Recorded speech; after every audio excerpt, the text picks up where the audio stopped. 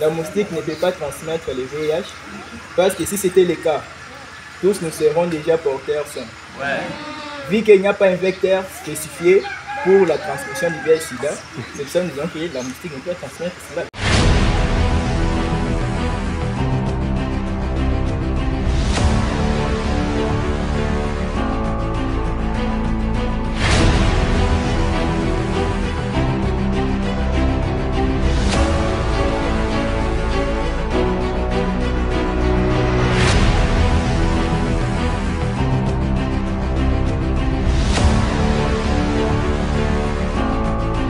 Nous sommes venus ici pour éveiller votre conscience.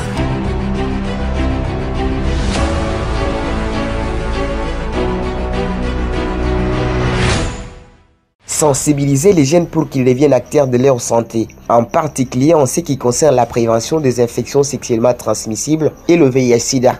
C'est le but de la sensibilisation faite par la clinique mobile de médecins volontaires engagés pour la communauté de la zone de santé de Tchikaji, commune de Ngaza, province du Kasaï central.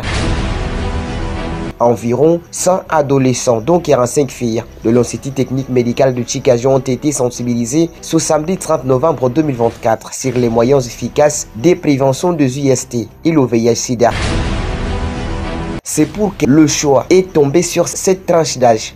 La coordonnatrice provinciale de la clinique mobile de médecins volontaires engagés pour la communauté, Dr Adèle Mbombo, répond. Nous avons choisi le VST, cas de VIH-Sida, parce qu'on a remarqué que la tranche d'âge de 15 ans à 25 ans s'élance beaucoup dans la sexualité, et c'est la raison pour laquelle nous avons pensé venir sensibiliser ici. Ça, c'est la première raison. La deuxième raison, quand on a fait la descente sur terrain à l'hôpital, on a trouvé que cette tranche d'âge est beaucoup atteinte par ces fléaux des IST, VIH-Sida. Nous avons choisi la zone de santé de Tchikaji parce que la zone de santé de Tchikaji héberge les élèves des ITEM.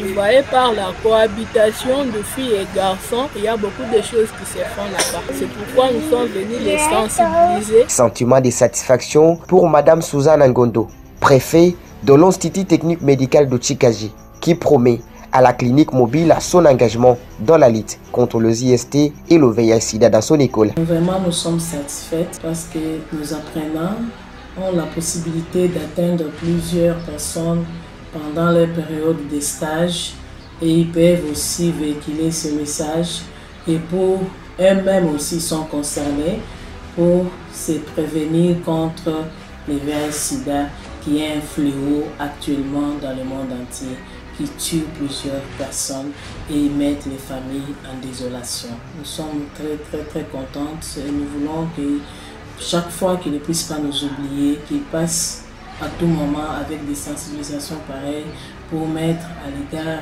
ces maladies qui contribuent à un niveau élevé de la mortalité au niveau de notre pays, au niveau du monde entier. Pour maintenir toujours à niveau cette sensibilisation, nous allons toujours insérer la sensibilisation dans nos cours parce que ces enfants apprennent le VIH-Sida dans les différents cours.